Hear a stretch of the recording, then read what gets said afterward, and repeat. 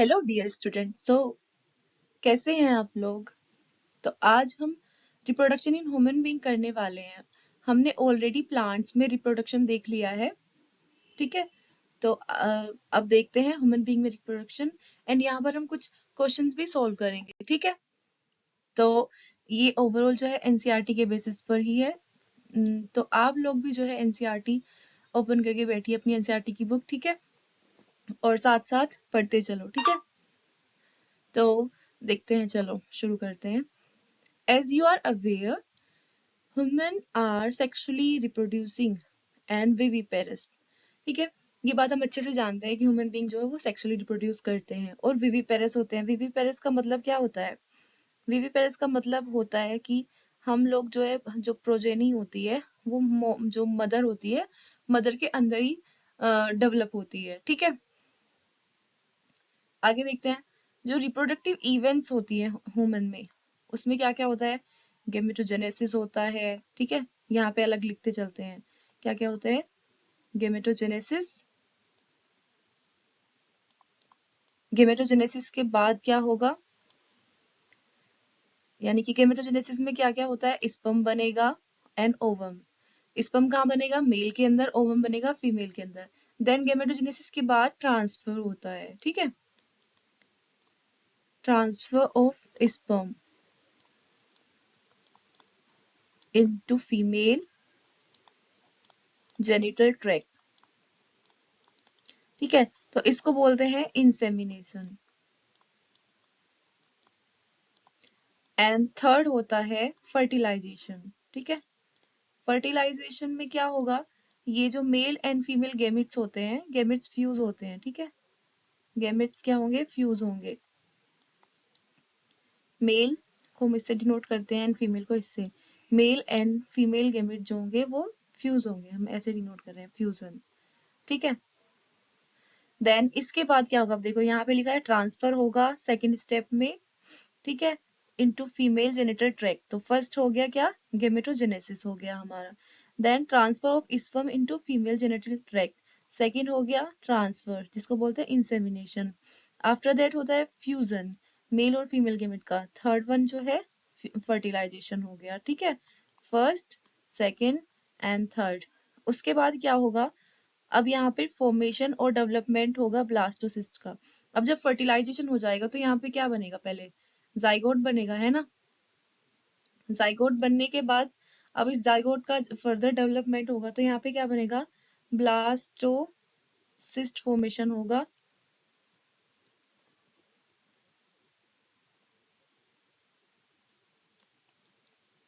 And blastocyst बनने के बाद जो है इम्प्लांटेशन होता है।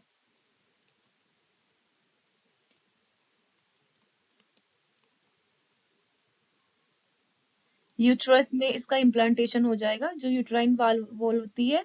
एंड देन इम्प्लांटेशन के बाद जो है, यहाँ पे लिखा भी है, अटैचमेंट होगा तो टू यूटेराइन वॉल, इम्प्लांटेशन बोलेंगे इसको।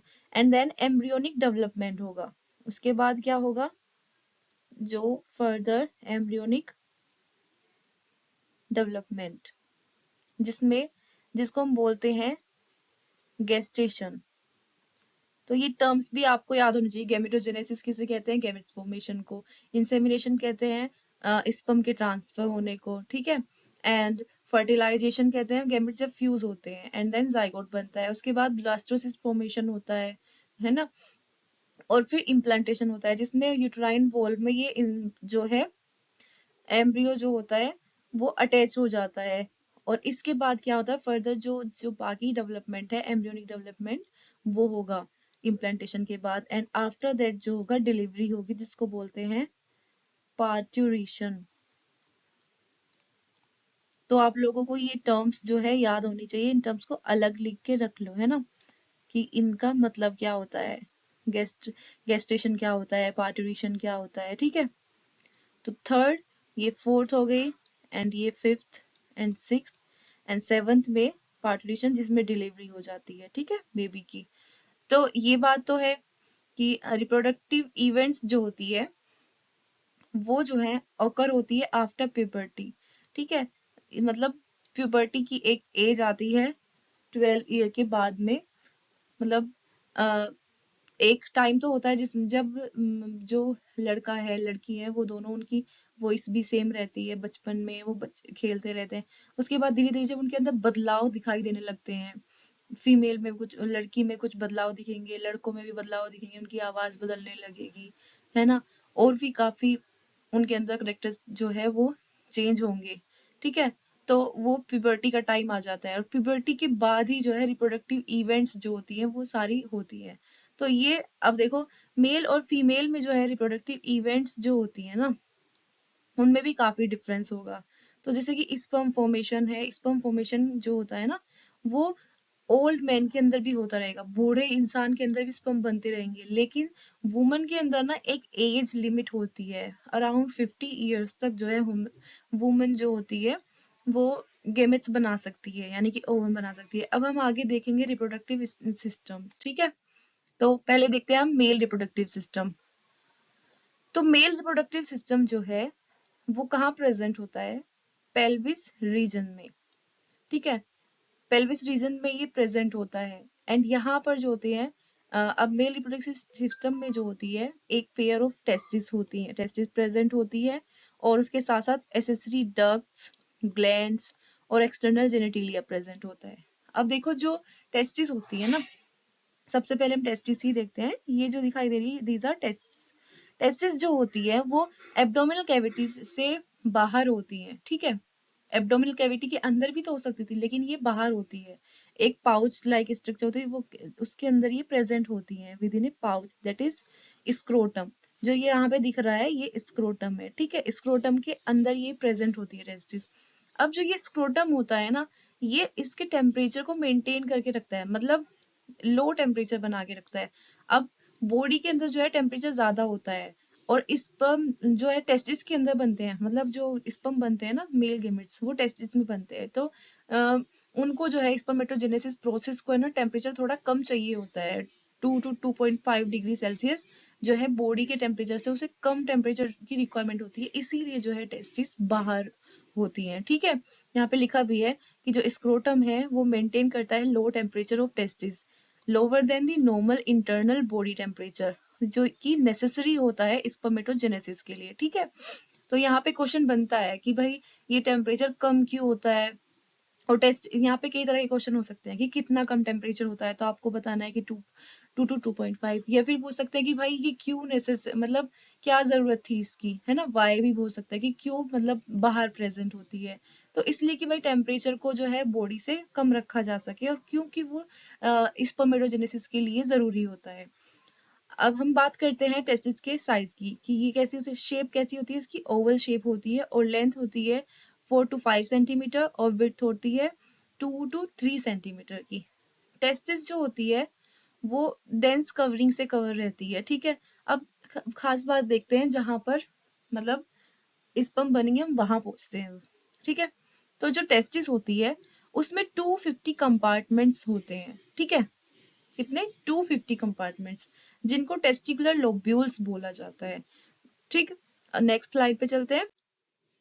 तो यहाँ पर जो दिख रहा है ना, ये टेस्टिस है ना, एंड टेस्टिस में जो ये दिखाई दे रहे हैं इस तरह से ये बने हुए, दीज आर टेस्टिकुलर लोब्यूल्स। ठीक है, कितने होते हैं?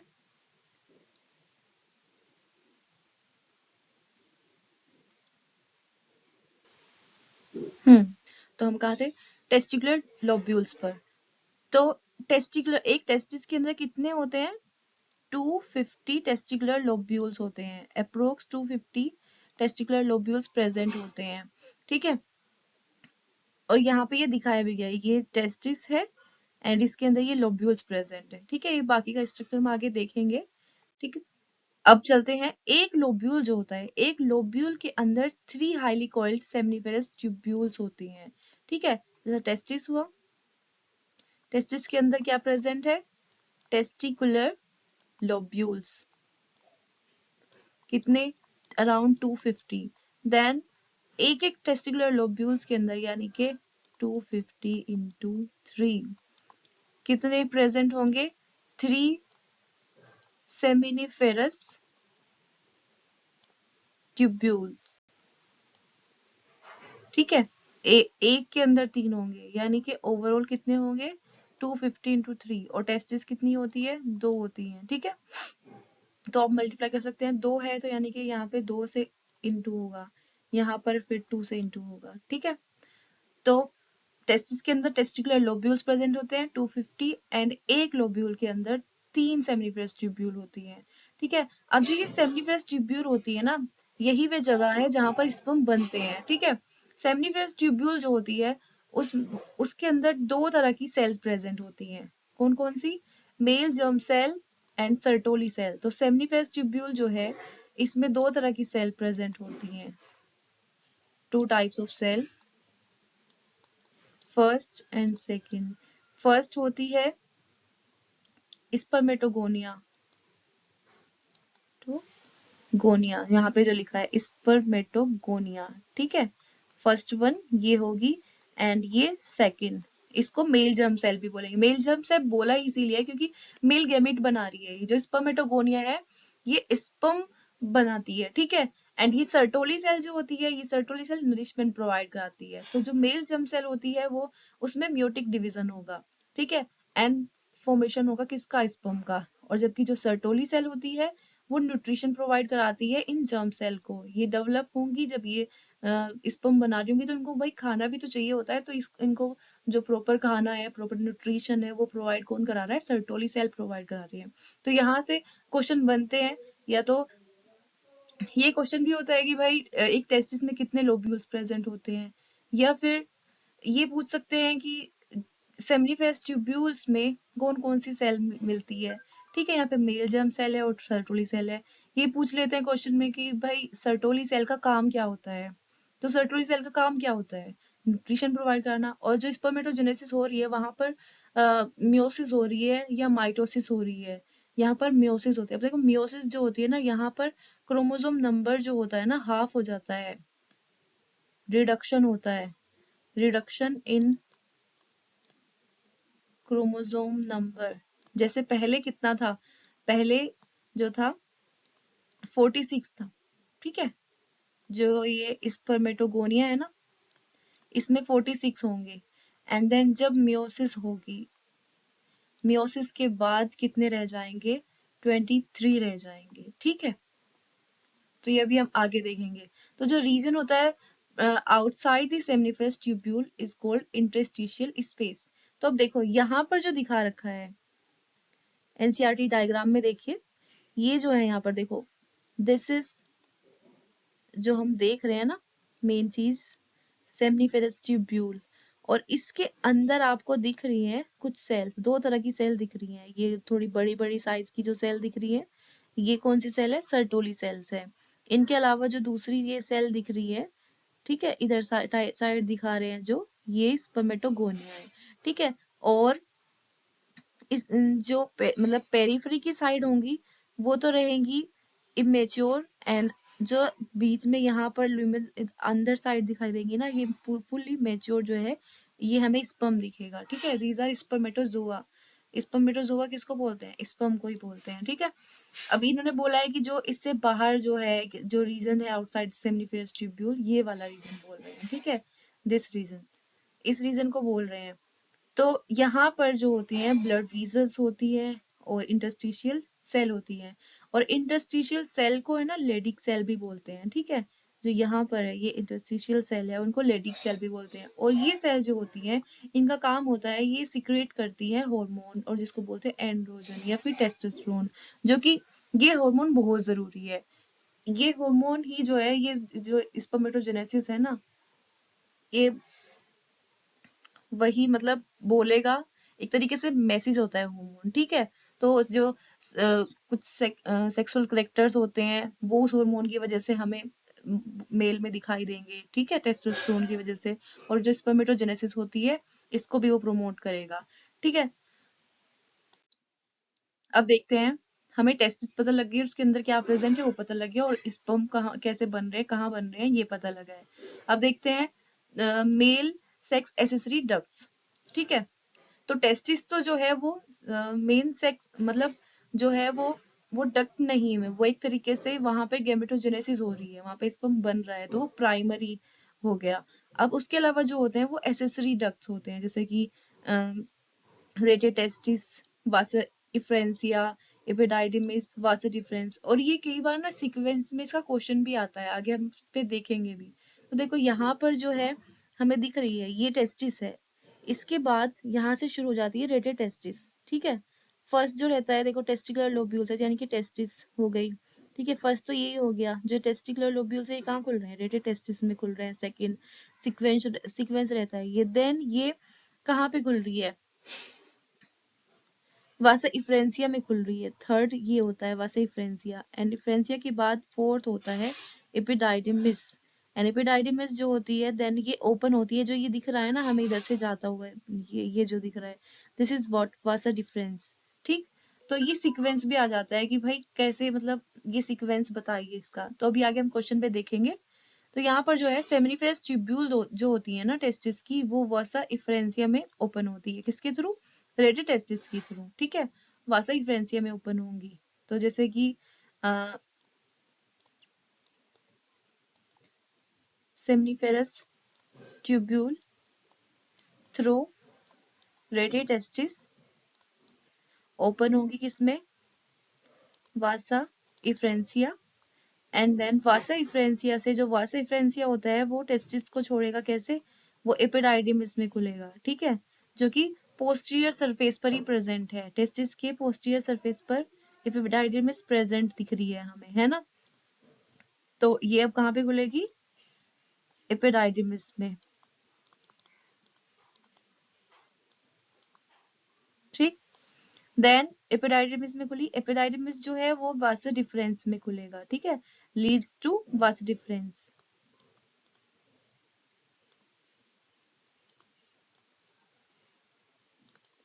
देन ये जो होता है वास्ट डिफरेंस, ये एब्डोमेन तक जो है जाएगा एंड लूप होगा यूरिनरी ब्लैडर पर, ओवर, है ना, loop over the urinary bladder. जो ये दिख रहा है ना, ये यूरिनरी ब्लैडर है, यहाँ पे ये लूप बना रहा है एक तरीके से। और फिर ये जो है डक्ट को रिसीव करता है सेमिनल वेसिकल से। यहाँ पर जो सेमिनल वेसिकल दिख रहे हैं, ये दीज आर सेमिनल वेसिकल, इनसे भी डक्ट जो है वो वासा डिफरेंस के अंदर आती है, तो ये इससे भी डक्ट रिसीव करेगा, यहाँ पे लिखा है। एंड फिर ये यूरेथ्रा में जो है ओपन हो जाएगा एज ए इजेकुलेटरी डक्ट। तो यहाँ से वॉस डिफरेंस आया, ये लूप बना, एंड देन सेमिनल वेसिकल ने भी इसी में जो है क्या किया है, डक्ट छोड़ दी अपनी। एंड देन बोला ना कि डक्ट फ्रॉम सेमिनल वेसिकल, यानी कि सेमिनल वेसिकल भी जो है वो इसी के अंदर ओपन हो रही है, किसमें, वास डिफरेंस में। एंड देन वास डिफरेंस जो है वो इजेकुलेटरी डक्ट की तरह कहाँ पे खुल रहा है, यूरेथ्रा में। ये हमें दिख रही है यूरेथ्रा, और इसमें ये इजेकुलेटरी डक्ट की तरह खुल गया। ठीक है, अब बात करते हैं यहाँ पर जो है ये डक्ट जो होती है वो स्टोर भी करेगी एंड ट्रांसपोर्ट करेगी स्पर्म का from testis to outside through the urethra. तो अब देखो ये सब जो है ये डक्ट्स हैं। ठीक है, यहाँ बताया भी कि ये एसेसरी डक्ट्स हैं, रेटिटेस्टिस, वासा डिफरेंसिया, एपिडाइडिमिस, वासा डिफरेंस, ये डक्ट्स हैं। और इन डक्ट्स का काम क्या है, एक तो ये टेस्टिस से लेके आ रहे हैं स्पर्म को बाहर, एंड दूसरे ये स्टोर करने का काम भी कर रहे हैं। ठीक है, तो ये बात भी पता होनी चाहिए, ये डक्ट जो क्या काम कर रही है, स्टोर कर रही है और ट्रांसपोर्ट भी कर रही है। फिर जो है, ठीक, तो वास डिफरेंस, एंड देन जो है ये इजेकुलेटरी डक्ट की तरह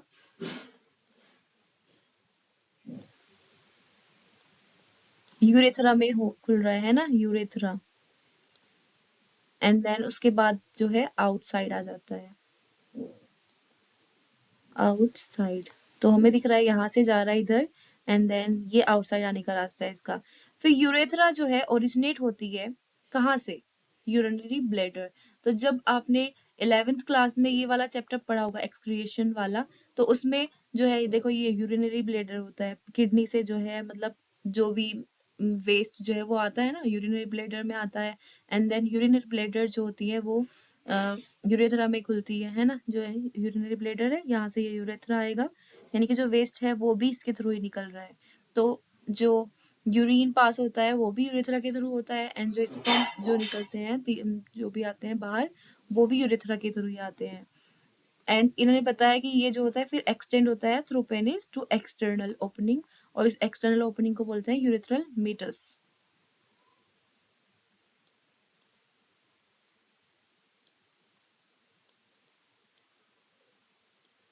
ठीक, अब जो ये पेनिस होता है, यानी कि जो ये स्ट्रक्चर दिखाई है, ये एक्सटर्नल जेनेटिलिया है एंड ये स्पेशल टिश्यू से बना है और इसका काम होता है इरेक्शन एंड ये जो है इंसेमिनेशन को जो प्रोसेस होती है, यानी कि इंसेमिनेशन जो गैमेट ट्रांसफर होता है, यानी कि स्पर्म का ट्रांसफर फीमेल जेनेटिलिया में करने का काम कौन करेगा? पेनिस करेगा, यानी कि ये भी एक तरीके से हेल्प कर रहा है।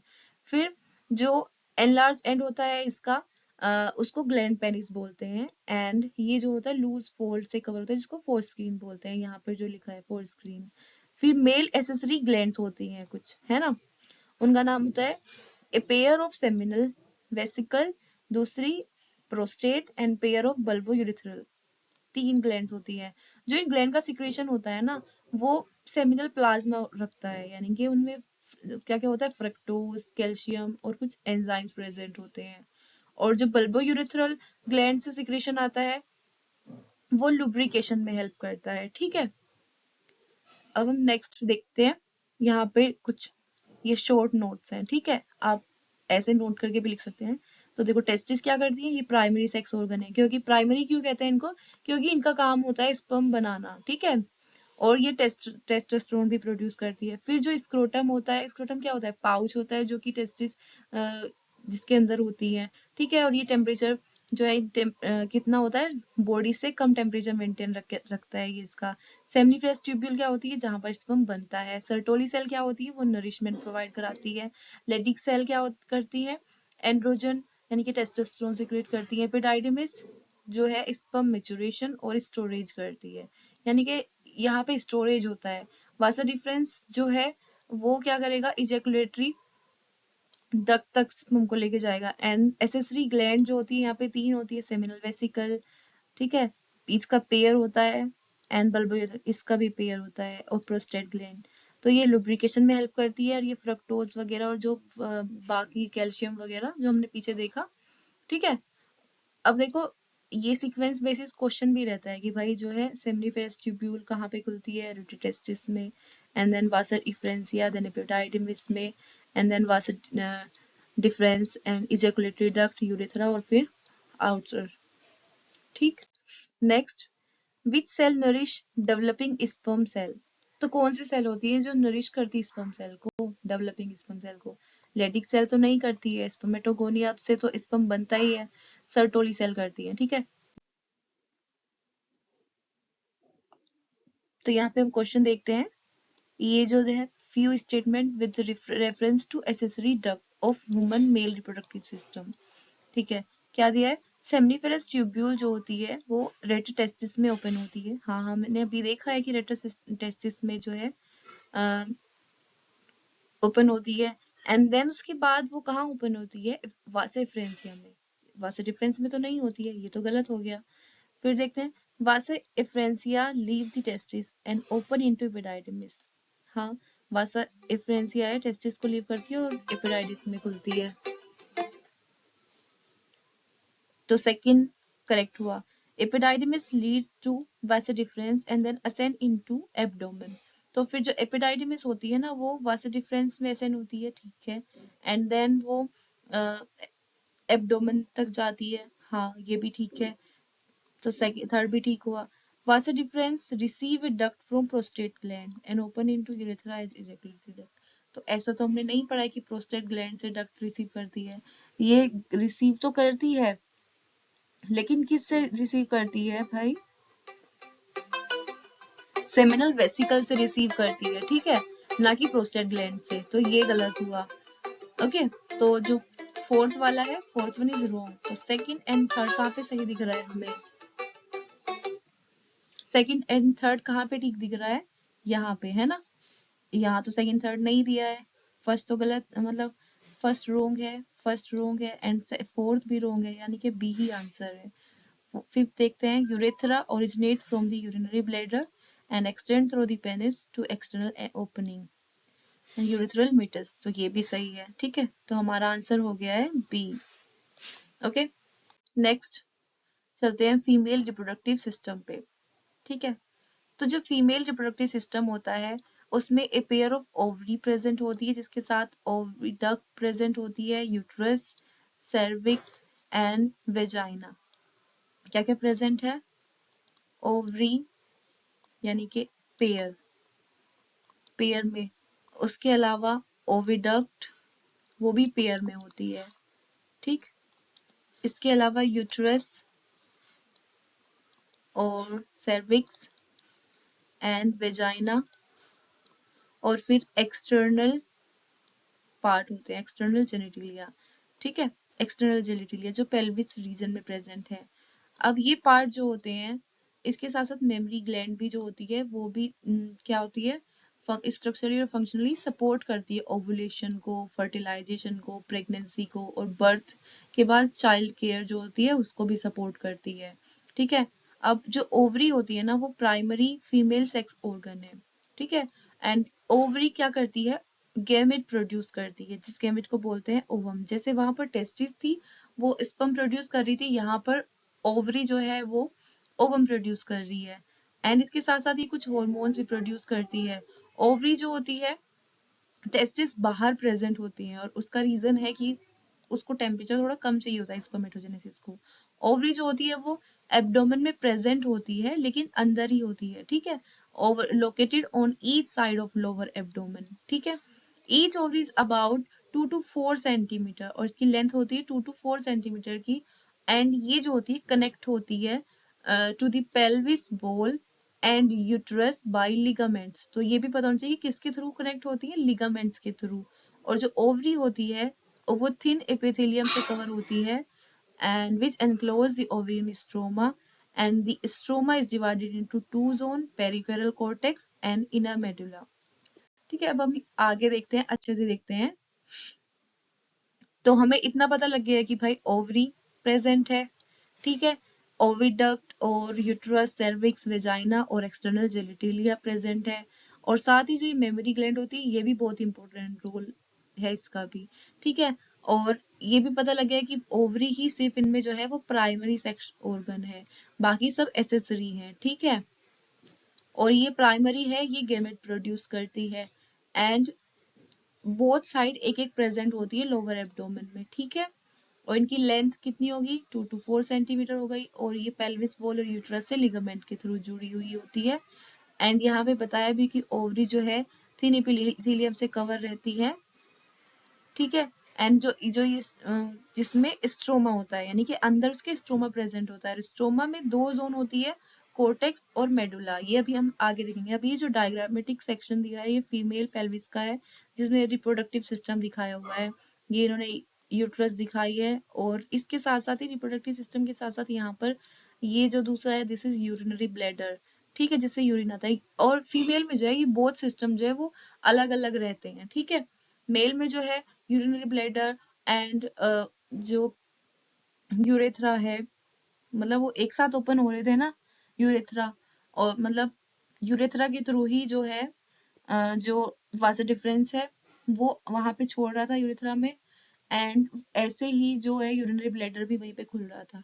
लेकिन यहाँ पे ऐसा नहीं है, अलग अलग इस बोथ के जो है अलग रास्ते दिख रहे हैं। यहाँ पे देखो, ये यूरिनरी ब्लैडर है, ये अलग है, ठीक है। और इससे जो है ये अलग जगह पे ओपनिंग हो रही है इसकी। एंड यूट्रस है, ये इसकी ओपनिंग जो है सर्विक्स में हो रही है, ये दिख रहा है uterus, cervix and then vagina, ठीक है। एंड इसके बाद यहाँ पे बाहर clitoris, labia minora and majora present है, और वेजिनल ओरिफिस प्रेजेंट है, ठीक। ये वाला जो डायग्राम है एनसीईआरटी में, ये वाला काफी इंपॉर्टेंट है, जिसमें दिखाया है ये जो दिख रही है हमें, ये ओवरी है, ठीक है। एंड ओवरी जिससे कनेक्टेड है, दैट इज फिलोपियन ट्यूब या फिर ओविडक्ट। ये फिलोपियन ट्यूब ओविडक्ट को ही बोलते हैं, ठीक है, ओविडक्ट। एंड ओविडक्ट के बाद जो है वो आती है क्या, यूट्रस, ठीक है। तो क्या होता है, ovary then open into oviduct, और वो यूट्रस में ओपन होती है। एंड यूट्रस फिर सर्विक्स, वेजाइना, इस तरह से ओपनिंग होती है, ठीक है। तो जो ओविडक्ट होती है उन्हें फ्लोपियन ट्यूब्स भी बोलते हैं, ठीक है। एंड देन यूट्रस, वेजाइना, ये सब जो होती है एसेसरी डक्ट्स हैं, ठीक है। फिलोपियन ट्यूब जो होती है वो 10 to 12 सेंटीमीटर लॉन्ग होती है। ठीक है, ये है जो यहाँ से यहाँ तक की स्ट्रक्चर दिख रही है, ये फ्लोपियन ट्यूब है। एंड ये देखो, जैसे ओवरी ये पेयर है, ये भी पेयर होती है, यानी कि एक फ्लोपियन ट्यूब एक ओवरी से कलेक्ट करेगी ओवम को और दूसरी दूसरी से। ठीक है, अब इस के भी तीन पार्ट होते हैं। ठीक, एक पार्ट होता है फर्स्ट वन जो सबसे नजदीक होता है ओवरी के, इनफंडिबुलम बोलते हैं इसको। देन दूसरा होता है एम्पुला, एंड तीसरा होता है इस्मस। तो अब देखते हैं क्या कि ये जो होती एक्सटेंड होती है from periphery of each every two uterus, ये ओवरी से यूट्रस तक जाती है। ठीक है, जो सबसे क्लोजर होता है ओवरी के पार्ट, उस वो फनल शेप का होता है, जो दिख रहा है ना, फनल शेप का पार्ट दिख रहा है, इसको इनफंडिबुलम बोलते हैं। ठीक है, इनफंडिबुलम। और इसमें जो एज, जो हमें ये फिंगर लाइक दिख रहा है प्रोजेक्शन, इसको फिम्बरी बोलते हैं, फिम्बरी। ये क्या है यहाँ पे, फिम्बरी। एंड ये जो होती है ना, ये हेल्प करती है ओवम का कलेक्शन, यानी कि यहाँ से ओवम को आराम से कलेक्ट कर लेंगी। ठीक है, तो ओवरी हुई, ओवरी से जो कलेक्ट कर रहा है फिलोपियन ट्यूब का ये पार्ट क्या होता है, इसको फिमरी बोलते हैं, जो कि फिंगर लाइक होता है। ठीक है, अब दूसरा जो है फिलोपियन ट्यूब का ये पार्ट तो पता लग गया कि ये ओवम को कलेक्शन कर रहा है। इसके बाद एम्पुला होता है। ठीक है, सेकेंड पार्ट यहाँ पे दिख रहा है एम्पुला। पहले ओवम ओवरी से इनफंडिबुलम में आया, इनफंडिबुलम से वो जब एम्पुला में आएगा, एम्पुला में ही फर्टिलाइजेशन होता है। ठीक है, इनफंडिबुलम जो है, ये बोल रहे हैं कि infundibulum leads to wider part that is ampulla. And जब ये एम्पुला में जाएगा, एम्पुला में अगर बाहर से अगर स्पर्म आ गया तो देन यहाँ पर जो फर्टिलाइजेशन का प्रोसेस होता है वो होता है। देन एम्पुला से ये स्टमस में जाएगा, एंड स्टमस के बाद ये यूट्रस में जाता है। ठीक है, तो यहाँ पे लिखा है जो पार्ट है वाइडर पार्ट वो एम्पुला है, और यहाँ पर जो है और लास्ट पार्ट जो है इस्थमस है, जो कि नैरो ल्यूमन रखता है, और ये यूट्रस से ज्वाइन होता है। जो यूट्रस होती है वो सिंगल होती है, एंड ये वोम शेप होती है, कि जो शेप होती है ना वो वोम, सॉरी, शेप नहीं, शेप तो इसकी इन्वर्टेड पियर होती है, इसको हम वोम भी बोलते हैं। ठीक है, तो यूट्रस सिंगल होती है एंड इसको वोम भी बोलते हैं। एंड इसकी जो शेप होती है वो इन्वर्टेड पियर जैसी होती है, यानी कि उल्टे पियर जैसी। एंड ये जो है लिगामेंट जो होते हैं पेल्विस में, जो लिगामेंट हो गया उनके थ्रू सपोर्टेड रहती है। जो यूट्रस होती है वो वेजाइना में ओपन होगी। ठीक है, थ्रो किसके थ्रू, नेरो सर्विक्स के। एंड जो कैविटी होती है सर्विक्स की, उसे सर्वाइकल कैनाल बोलते हैं।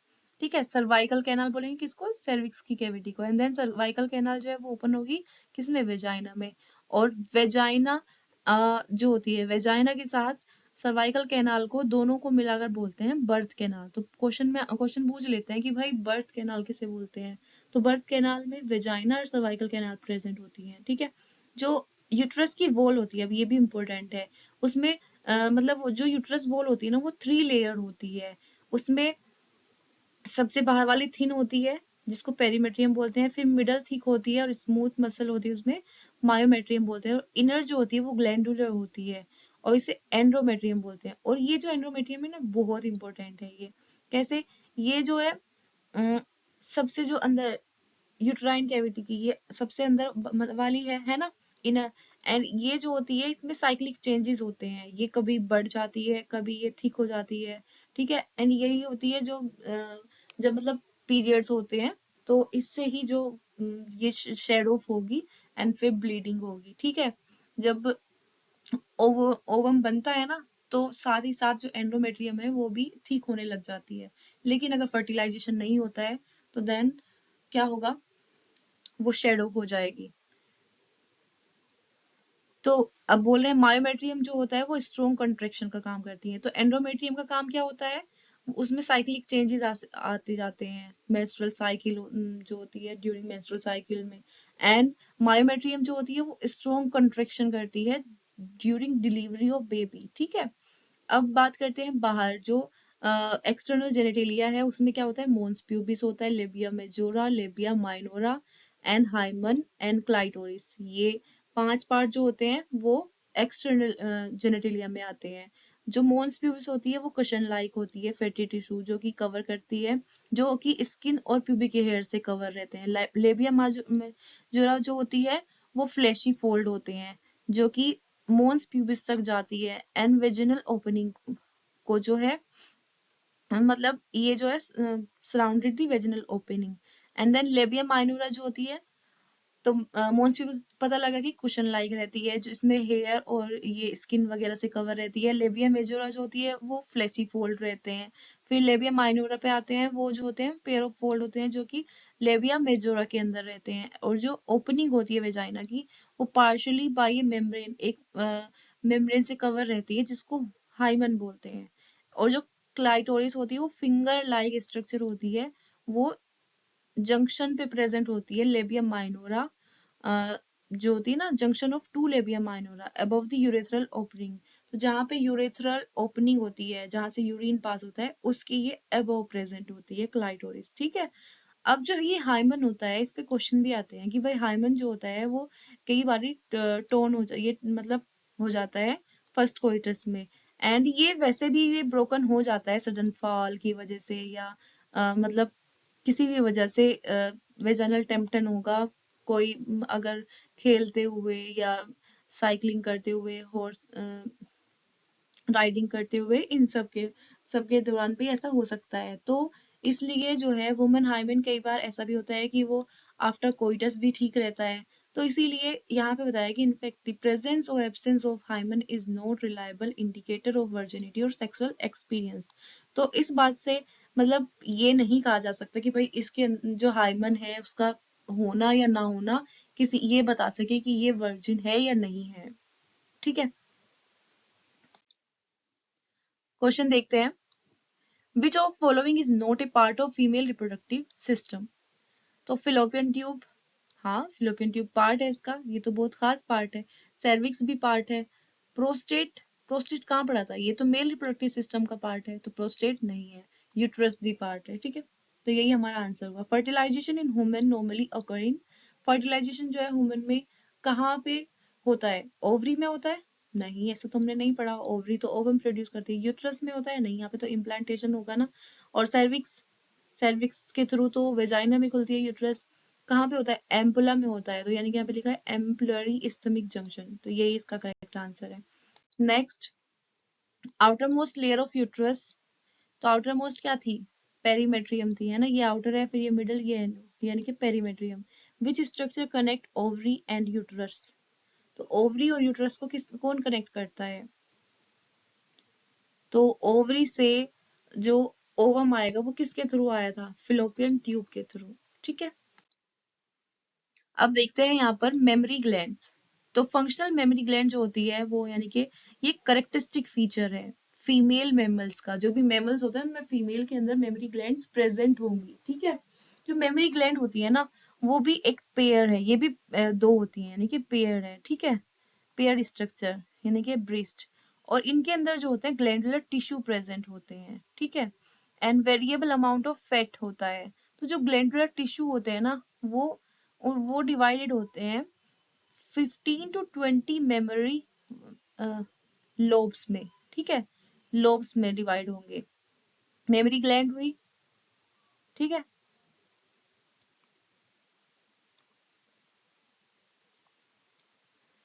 एंड ये मतलब यानी कि बात कर रहे हैं ब्रेस्ट की, ये डिवाइड होगी मेमोरी लोब्स में। ठीक है।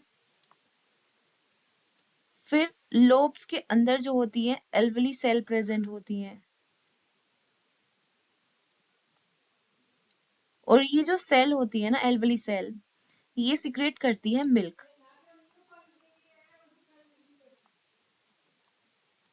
ये मिल्क सिक्रेट करती है and which is stored in cavity lumen of alveoli, यानी कि ये सिक्रेट करेंगी और ये अपने ल्यूमेन में स्टोर कर लेंगे। फिर इसके बाद जो एल्वली होती है वो मेमोरी ट्यूब्यूल में ओपन होती है। किस में ओपन होती है?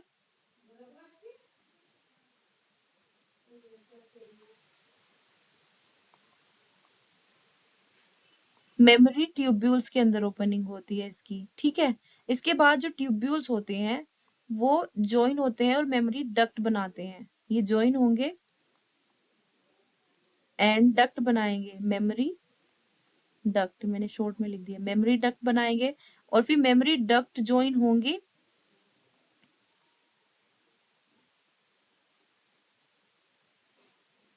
और ज्वाइन होकर जो है वो एम्पुला बनाती है। और जो ये एम्पुला होता है ये फिर से ये कनेक्ट होता है, ampulla connected to lactiferous duct.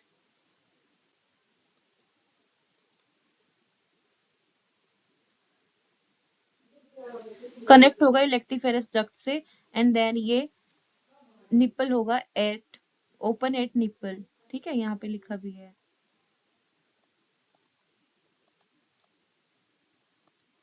तो फर्स्ट यहाँ से शुरू हुआ है। जो मेमोरी ग्लैंड होती है यानी कि ब्रिस्ट में प्रेजेंट होती है ना ये, एंड मेमोरी ग्लैंड्स में क्या प्रेजेंट होती है, लोब्स प्रेजेंट होते हैं। एंड वो लोब्स जो होते हैं, लोब्स के अंदर सेल होती है। अब देखो मेमोरी एल्वुलस यहाँ पे दिखाया है, ये यहाँ पे ये लोब्स दिखाए हैं। ठीक है, these are lobes, and in lobes में मेमोरी एल्वुलस प्रेजेंट होते हैं, और वो यानी कि सेल। अब ये खुलती हैं ट्यूब्यूल्स में, जो कि यहाँ पे दिखाई नहीं है।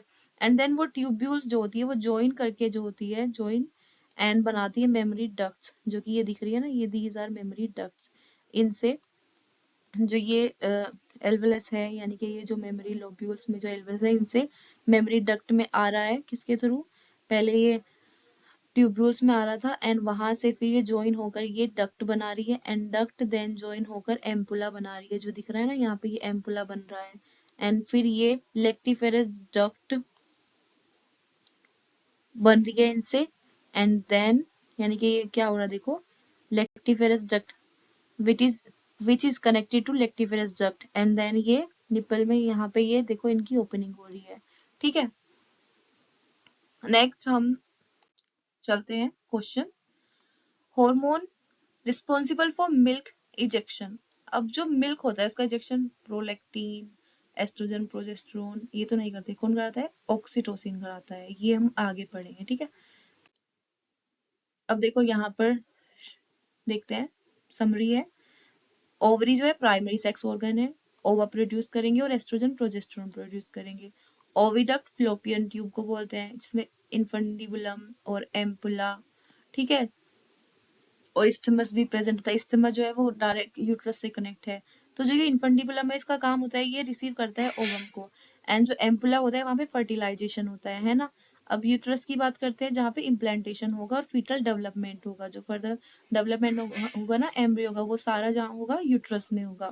फिर जो सर्विक्स होती है वो यूट्रस को वेजाइना से कनेक्ट करती है, और वेजाइना जो है वो कोपुलेटरी ऑर्गन है, और बर्थ कैनाल भी बोलते हैं इसको। ठीक है, एक्सटर्नल जेनेटिलिया प्रोटेक्शन करते हैं और स्टिमुलेशन में हेल्प करेंगे, और मेमोरी ग्लैंड जो होती है मिल्क प्रोडक्शन कराती है after child birth.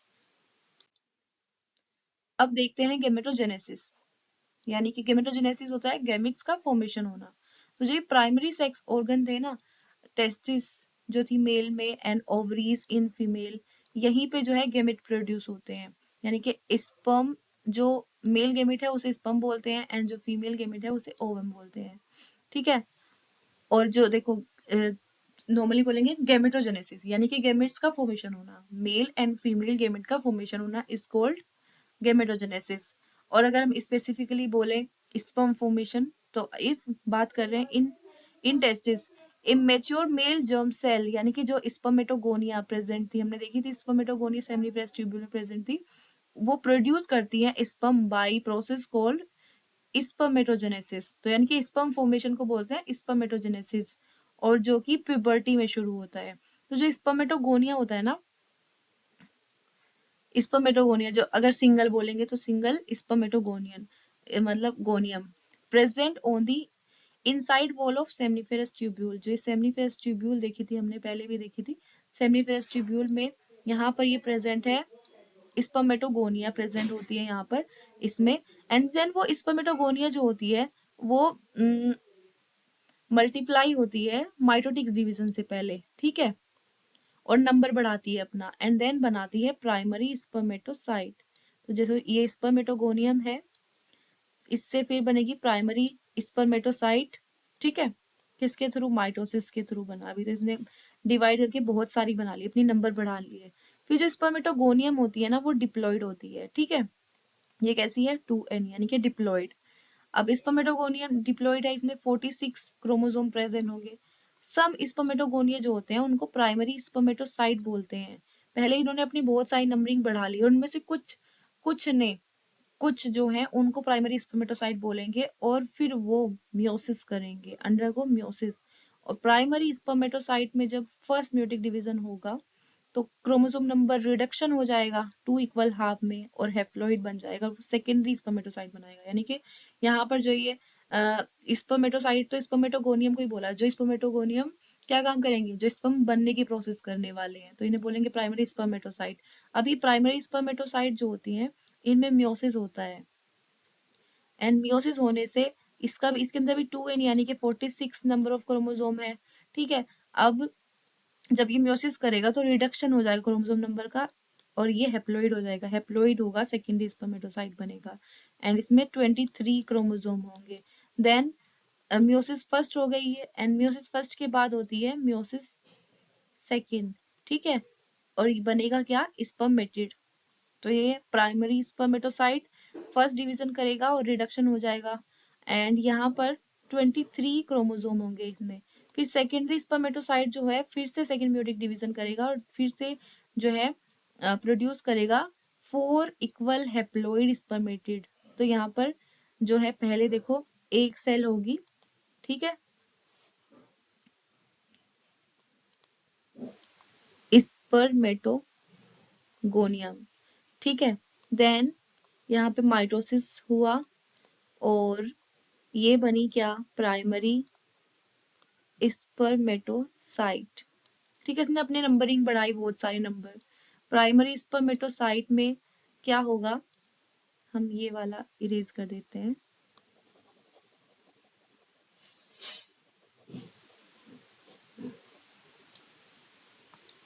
Primary spermatocyte में मियोसिस होगा, मियोसिस फर्स्ट होगा, देखो यहाँ पर 2n होगा यानी कि ये 46 होंगे इसमें क्रोमोसोम एंड यहाँ पे मियोसिस फर्स्ट होगा तो प्राइमरी स्पर्मेटोसाइट से 2 सेल बनेगी जिसको बोलेंगे सेकेंडरी स्पर्मेटोसाइट। ठीक है, एंड ये जो होगी ये हेप्लॉइड होगी यानी कि 23 क्रोमोसोम होंगे इसमें। अब फिर मियोसिस सेकेंड होगा एंड ये 2 से 4 हो जाएंगी और ये भी कैसी होंगी, ये हेप्लॉइड होंगी। ठीक है, 23 क्रोमोसोम होंगे इसमें एंड इनको बोलेंगे स्पर्मेटिड। ठीक है, तो प्राइमरी स्पर्मेटोसाइट जो है माइटोटिक डिवीजन करेगा एंड बनाएगा सेकेंडरी स्पर्मेटोसाइट। सेकेंडरी स्पर्मेटोसाइट जो होती है वो हेप्लॉइड होती है, यहाँ पे रिडक्शन हो जाएगा, मियोसिस फर्स्ट के थ्रू ही बना एंड देन सेकेंडरी स्पर्मेटोसाइट में जो मियोसिस सेकेंड होगा फिर स्पर्मेटिड बनेगा यानी कि वो भी, ये भी हेप्लॉइड है ये भी हेप्लॉइड है। ठीक है, तो क्वेश्चन यहाँ पे what would be the number of chromosome in spermatid. तो यहाँ पर जब 23 है, अब यहाँ पे मियोसिस मियोसिस जो होती है ना वो 2 स्टेप में होती है, मियोसिस फर्स्ट और मियोसिस सेकंड। दो मियोसिस में ना 2 बार मियोसिस होती है, meiosis first and meiosis second. First वाले में जो रिडक्शन होता है और सेकंड बिल्कुल माइटोसिस की तरह होती है। तो पहले वाले में रिडक्शन हो गया यानी कि 23 हो गए, अब दूसरे में जो है बस ये डिवीजन हुआ है यहाँ पर, तो यहाँ पर जो है क्या होगा, 23 ही रहेंगे। ठीक, यहाँ पे 23 हो गए, यहाँ पे भी 23 रहेंगे। तो यहाँ पे यही पूछा है कि नंबर क्या होंगे स्पर्मेटिड के, तो नंबर होंगे यहाँ पर नंबर जो होंगे स्पर्मेटिड के वो 23 ही होंगे। ठीक है, अब जो स्पर्मेटिड होते हैं वो ट्रांसफॉर्म होते हैं इनटू, अब स्पर्मेटिड बन चुके हैं, अब ये ट्रांसफॉर्म होंगे स्पर्मेटोजोआ में। स्पर्मेटिड तो सेल ही है, अब स्पर्मेटिड में जो इसके बाद जो स्पर्म बनते हैं वो तो टेल, उनके पीछे टेल होती है और बाकी और भी चीजें होती हैं, तो उनमें काफी चेंजेस आते हैं। तो ये जो होते हैं ट्रांसफॉर्म होते हैं इनटू स्पर्मेटोजोआ या फिर स्पर्म, और इस प्रोसेस को बोलेंगे स्पर्मियोजेनेसिस। तो जब स्पर्मेटिड मेटोजोआ में कन्वर्ट होते हैं ना, ट्रांसफॉर्म होते हैं, तो उस प्रोसेस को बोलते हैं स्पर्मियोजेनेसिस। ठीक है, तो जब स्पर्मियोजेनेसिस हो जाती है, जो स्पर्म होते हैं ना उनका जो हेड होता है वो सर्टोली सेल में रहता है। ठीक है, एम्बेडेड धसा हुआ यहाँ पे दिख रहा है ना सर्टोली सेल में। ठीक, एंड देन ये फाइनली रिलीज होते हैं, और जब ये रिलीज होते हैं ना सेमिनिफेरस ट्यूब्यूल से, तो इस प्रोसेस को बोलते हैं स्पर्मिएशन। रिलीज जब होंगे तो इसे बोलेंगे स्पर्मिएशन। ठीक है, अब जो स्पर्मेटोजेनेसिस होती है वो प्यूबर्टी में शुरू होती है और due to significant increase in secretion of gonadotropin releasing hormone. देखो GnRH रिलीजिंग हार्मोन यानी कि सबसे पहले कौन बोलता है कि भाई ये काम करो? सबसे पहला काम होता है, सबसे बॉस जो होता है वो हाइपोथैलेमस होता है। तो हाइपोथैलेमस जो है वो रिलीजिंग हार्मोन सीक्रेट करता है, एंड देन ये जो होता है रिलीजिंग हार्मोन एंटीरियर पिट्यूटरी के पास जाएगा, एंड देन उसको स्टिमुलेट करेगा, और जो पिट्यूटरी है इस मैसेज को रिसीव करने के बाद वो ल्यूटिनाइजिंग हार्मोन सीक्रेट करेगी and follicle stimulating hormone secrete करेगी। अब जो ये एलएच होता है ना, हम जानते हैं लेडिक सेल, एलएच जो है वो लेडिक सेल पर जाके काम करेगा, ठीक है, एंड स्टिमुलेट करेगा सिंथेसिस ऑफ एंड्रोजन यानी कि टेस्टोस्टेरोन बनाने में। एंड जो एंड्रोजन होगा in turn stimulate the process of spermatogenesis, जो स्पर्मेटोजेनेसिस की प्रोसेस है उसको स्टिमुलेट करता है एंड्रोजन या टेस्टोस्टेरोन बोलते हैं इसको। और जो एफएसएच होते हैं, एफएसएच यानी कि फॉलिकल स्टिमुलेटिंग हार्मोन, ये किस पर वर्क करते हैं? सर्टोली सेल को जाके बोलते हैं, और स्टिमुलेट करते हैं सम फैक्टर्स का सिक्रेशन जो कि स्पर्मियोजेनेसिस में हेल्प करता है, ठीक है। इस पर मियोजेनेसिस देखा ना हमने, देखो स्पर्मेटोजेनेसिस जो थी स्पर्म का बनना, और यहाँ पर जो है फाइनली जो है स्पर्मिएशन हुआ है ना, एंड जो है फाइनल प्रोसेस हो गई। हमें क्या क्या हुआ है अब यहाँ पे देखते हैं। ये स्पर्मेटोगोनिया है, इसमें माइटोसिस हुआ एंड प्राइमरी स्पर्मेटोसाइट बनी, ठीक है। देन फर्स्ट डिवीजन हुआ, एंड अभी तक ये कैसा है 2n यानी कि 46, यहाँ तक जो है 46 है, ठीक है, 46 क्रोमोसोम में पर सेल। फिर इसके बाद जो है सेकेंडरी स्पर्मेटोसाइट बनेगा, और यहाँ पे रिडक्शन हो जाएगा और क्रोमोसोम नंबर रह जाएंगे 23, हम बोलेंगे ये होता है हैप्लॉइड, ठीक। And then second meiotic division होगा और स्पर्मेटिड बनेगा, वो भी हैप्लॉइड रहेगा, एंड देन स्पर्मेटोजोआ बनेगा डिफरेंशिएशन होकर, ठीक है। अब हम देखते हैं स्पर्म की स्ट्रक्चर। तो जो स्पर्म होता है, स्पर्म की स्ट्रक्चर देख रहे हैं, स्पर्म में क्या दिख रहा है हमें? यहाँ पे फर्स्ट, यहाँ पे हमें हेड दिख रहा है, सेकंड ये हमें नेक दिख रही है इसका, है ना। इसके अलावा ये जो है मिडल पीस है, थर्ड एंड फोर्थ पार्ट इसका टेल है।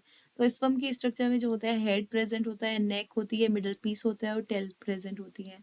जो एक प्लाज्मा मेम्ब्रेन का एनवेलप रहता है जो कि पूरी बॉडी पर है, स्पर्म पे पूरी की पूरी पे प्लाज्मा मेम्ब्रेन का एनवेलप रहेगा, ठीक है। और जो स्पर्म होता है इसमें जो होता है हेप्लॉइड न्यूक्लियस होगा। अभी हमने पीछे पढ़ा है कि स्पर्म बना है तो भाई पहले वो डिप्लॉइड था, फिर उसमें मियोसिस हो गया, और मियोसिस होने के बाद कैसा है वो हेप्लॉइड है। तो इसके पास कैसा न्यूक्लियस होगा?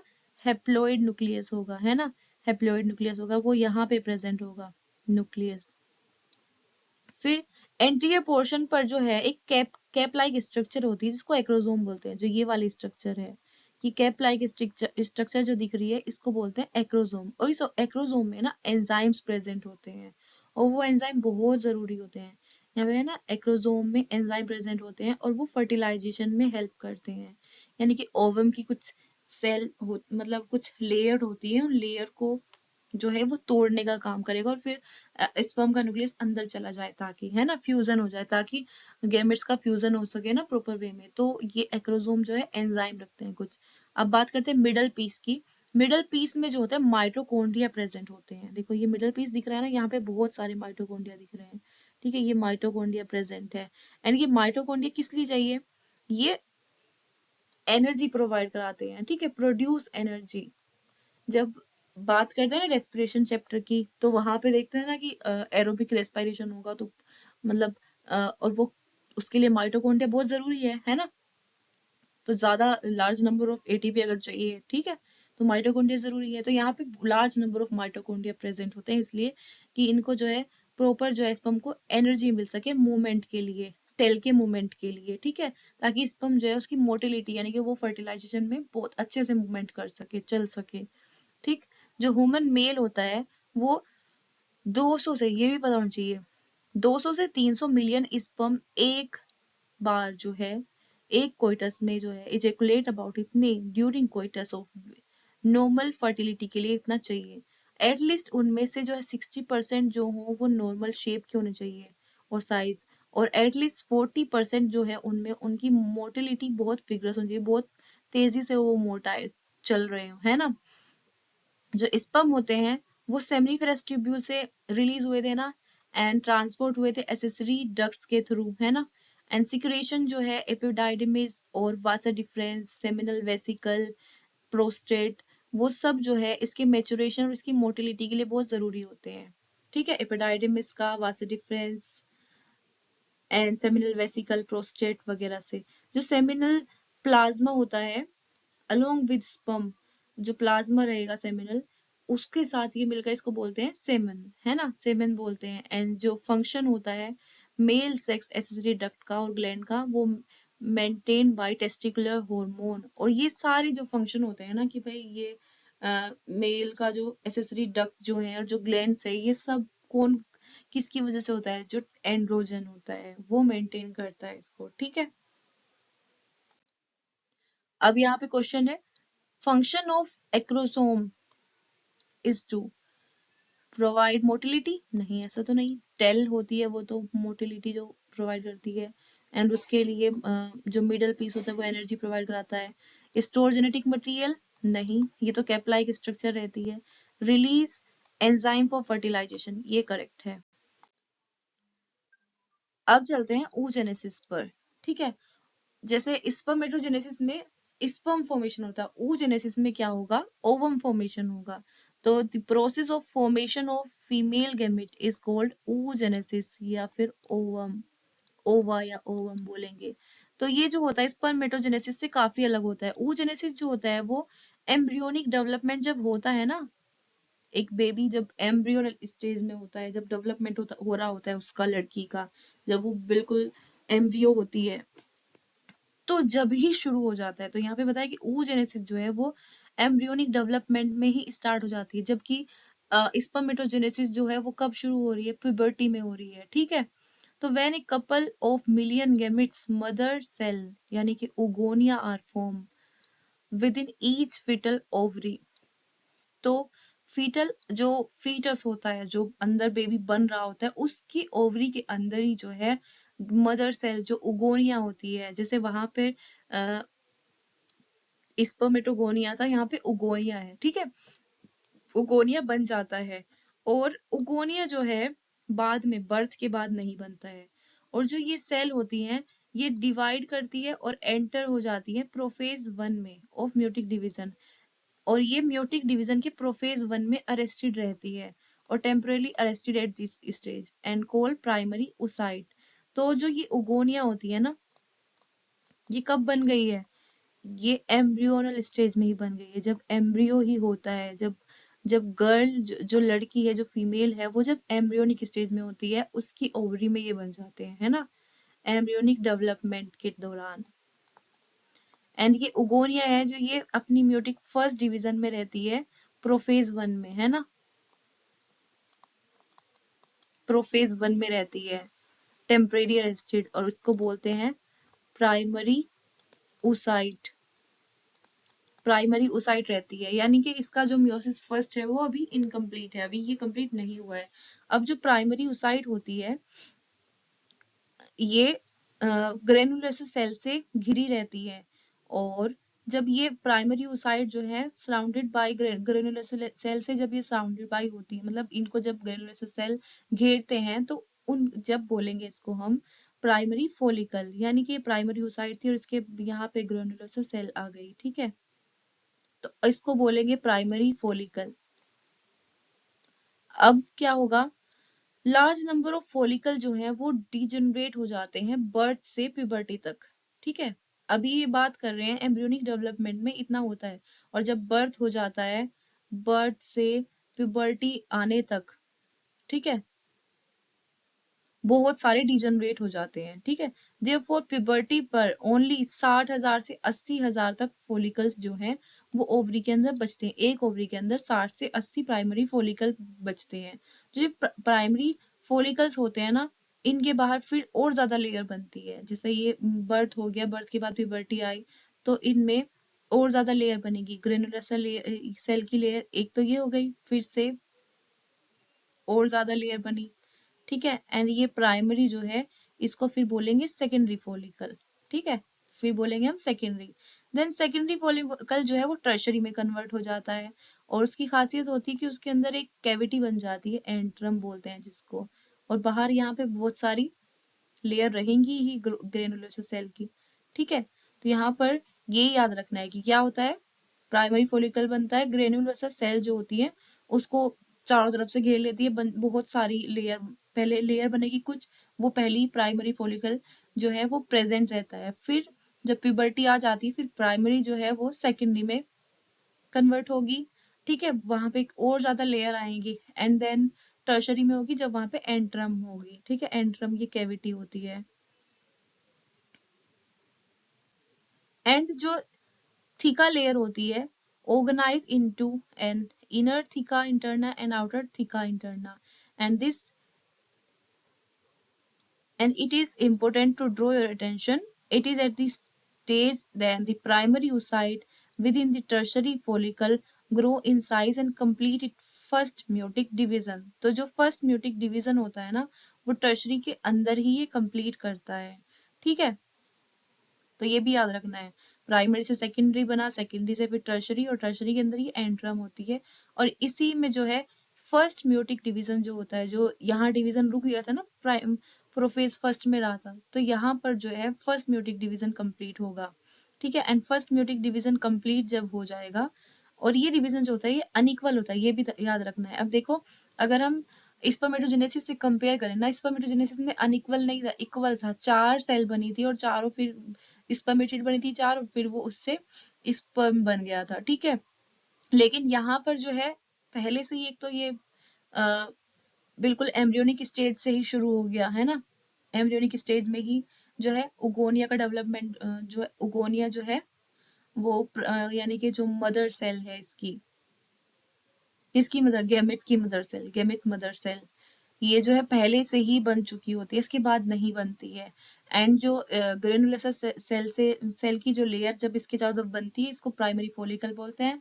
देन जब प्यूबर्टी में ये कुछ ही बचती है, अब जब और ज्यादा लेयर बनती है, मोर लेयर्स बनती है, तो फिर सेकेंडरी फॉलिकल बोलते हैं उसकी। जब उसमें कैविटी आ जाती है, एंट्रम बोलते हैं जिससे, फ्लूइड फिल कैविटी होती है वो, तो इसको बोलते हैं फिर हम tertiary follicle. And tertiary follicle के अंदर ही जो मियोसिस रुका हुआ था ना पहले से, वो मियोसिस कंप्लीट होता है, मियोसिस वो भी फर्स्ट। ठीक है, रिडक्शन हो जाएगा, और यहाँ पर जो ये डिवीजन होगा ना ये अनइक्वल होगा।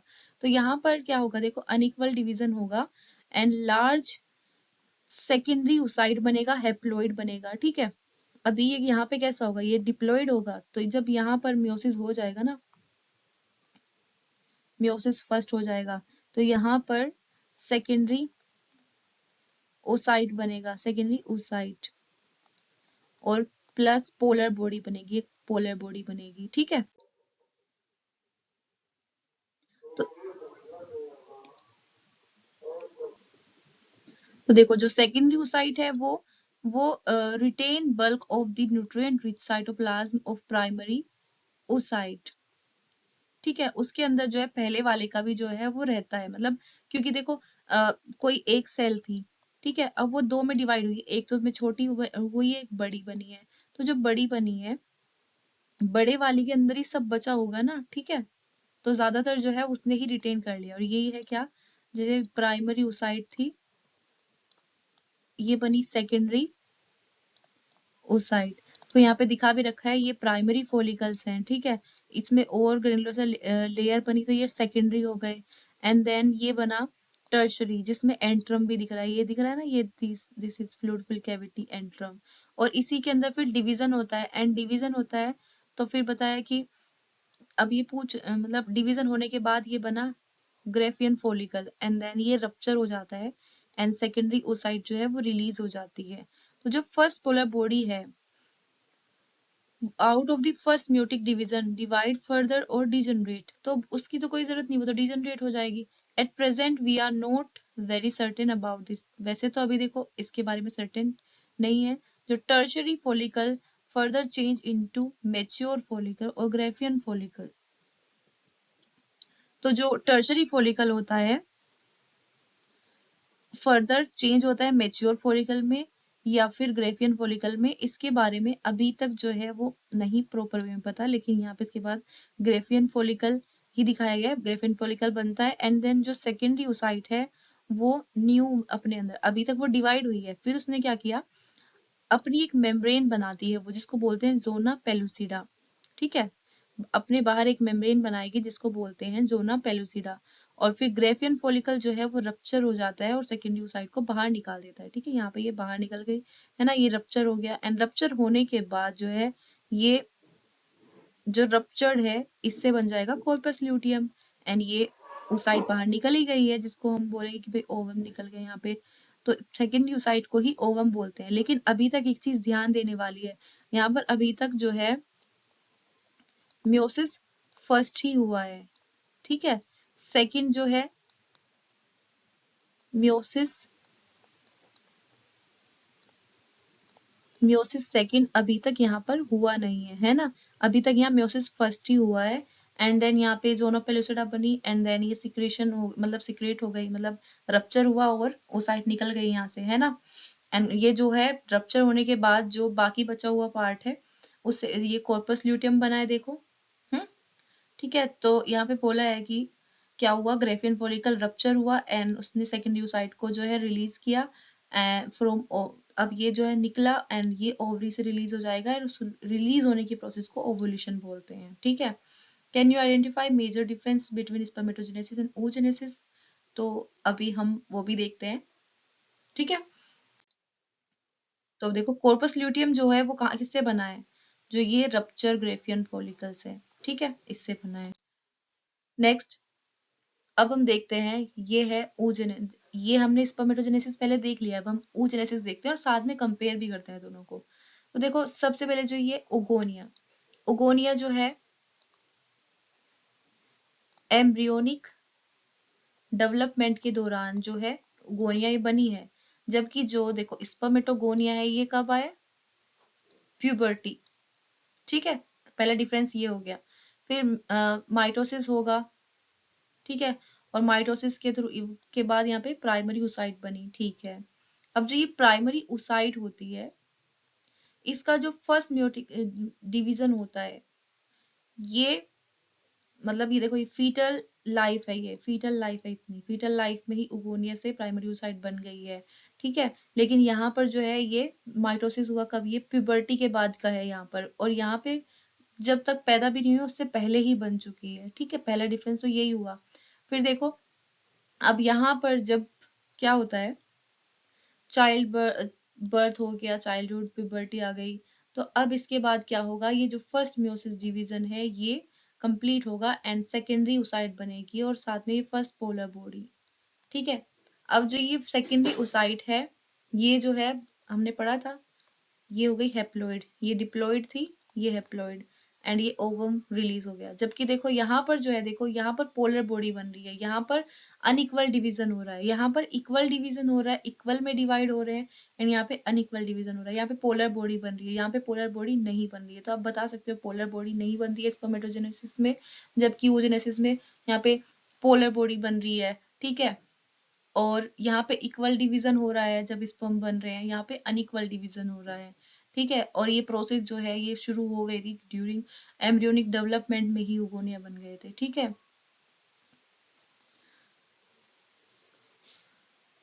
अब चलते हैं।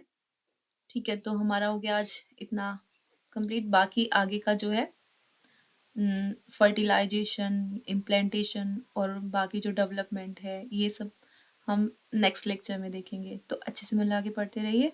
अगर कोई प्रॉब्लम आती है, कुछ समझ नहीं आता, तो आप क्वेश्चन पूछ सकते हैं। ठीक है।